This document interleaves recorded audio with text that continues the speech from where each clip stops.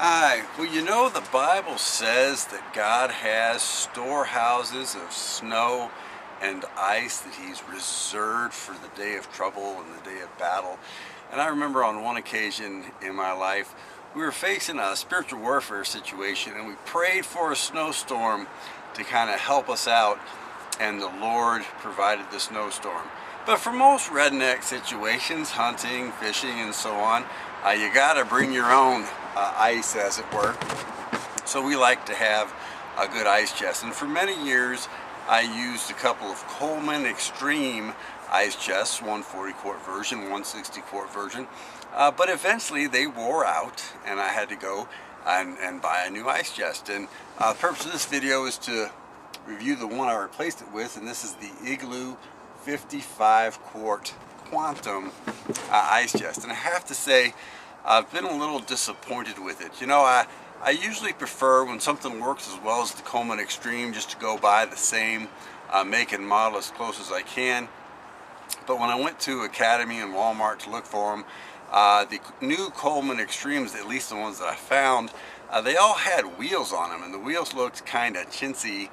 And mostly I'm using the ice chest in a boat for fishing, and I just didn't want the ones with the wheels. They kind of looked like they were going to break, so I got the Igloo 55 quart Quantum instead.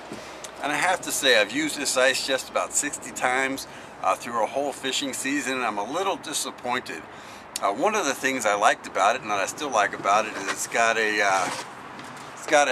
some measuring devices on the top, and I actually double checked them for accuracy, and it's real quick and easy to throw a fish up there and see if it meets the legal limit before throwing it in the box.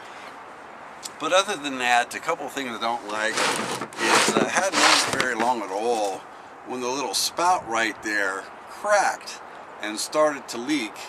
And nobody likes a leaky ice chest. To solve that problem, I simply plugged the hole more permanently, but now I don't have a spout anymore on the ice chest. The other thing I really don't like about it is the lid. Lots of times I leave the ice chest outside. It's just easier to store either in the boat or someplace close to the boat. And when you leave and I like to keep the lid open because, well, closed ice chest outside gets a little musty. And when it gets rained on, water collected inside the lid. And this happened kind of repeatedly, so I finally had to drill a hole right here just to drain the water out of the lid every time it rained.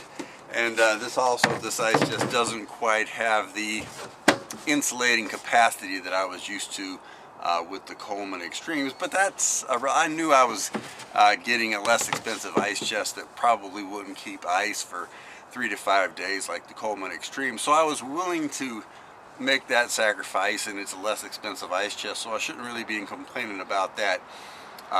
The lid also comes off, you know. I don't mind the lid coming off when you want it to come off, but sometimes you just open the ice chest in the boat to throw a fish in or whatever, and it gets bonked a little bit, or the boat just moves and then the lid's off and, you know, bouncing around the boat and you have to fetch it. I don't mind the lid coming off, but it would be nice if it stayed on a little tighter so that it took a more intentional action to get the lid all the way off and it wasn't falling all the way off by accident. So I think sometime, won't be too long before I've Googled it up, and they do still make the Coleman Extreme ice chests without the silly little wheels. They're available. You need to either special order them or go to more of a specialty supply place like REI to get them. And I think without too many more seasons, the Igloo is going to get replaced with a higher quality Coleman Extreme.